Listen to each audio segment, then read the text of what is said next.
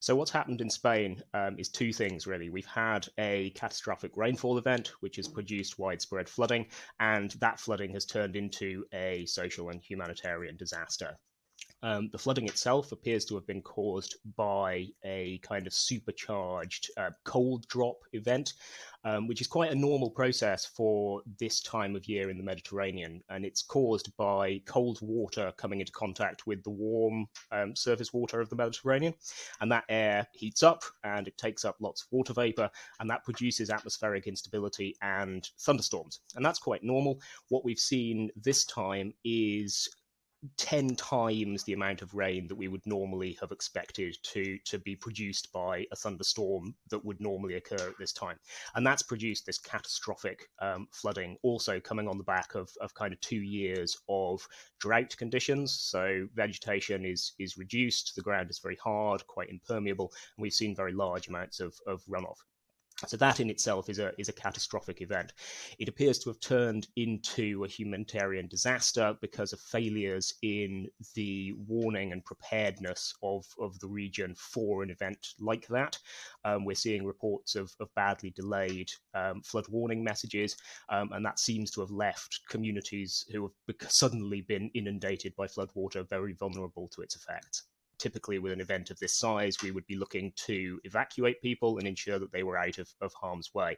But reports coming out of Spain suggest that people were already being impacted by the floods at the point that warning messages were issued. So they really didn't have much of a chance to get themselves out of harm's way, and may well have been caught in situations that they perhaps shouldn't have been, which makes them very vulnerable. So this morning we're seeing reports of red warnings being issued in different areas for Spain.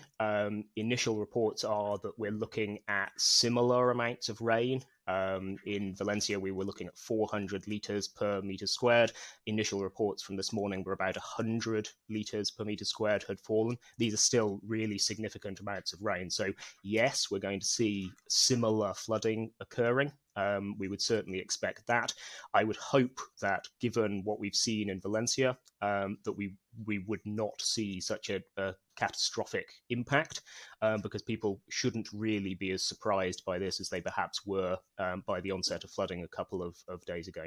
It will be a while before we can formally attribute these events to climate change, but initial suggestions are that this type of rainfall is being driven by climate change impacts, and that we are looking at a new normal in terms of the extent and frequency of extreme weather like this. That means that we need to start re-gearing the way we understand kind of extreme weather and how frequently these events will occur. So there are a variety of things that we can do to try and deal with this. At the kind of most basic level, we need to start taking climate change seriously. We need to take mitigation action to reduce our emissions and to try and avoid really dangerous increases in temperature in the future. We need to take quite large steps to ensure that our urban areas in particular and our surrounding landscapes are resilient to extreme weather events. That means designing cities and towns to cope with, or at least to be recoverable from, really sizable floods, ensuring that water can flow through our towns and cities without kind of causing enormous amounts of damage. And we need to think about new solutions like natural flood management measures and nature-based solutions which try and mimic the processes of kind of natural flow attenuation and flow management. One of the things that has made these floods particularly catastrophic is warning systems and the ability of people to respond. So we need to invest very heavily in our emergency preparedness and response. That means we need to understand when and how these events are going to occur, and we need to be able to communicate that with people. But we also need to make sure that the people who are at risk themselves know about that information, they trust the information that they're being given, and that they know and have the capacity to do something about it. And that means investing in social networks and the relationships that people have within their communities. So really, we do have to take a kind of whole society approach to this in thinking about kind of how we as a society now go on to manage a climate which is fundamentally altered.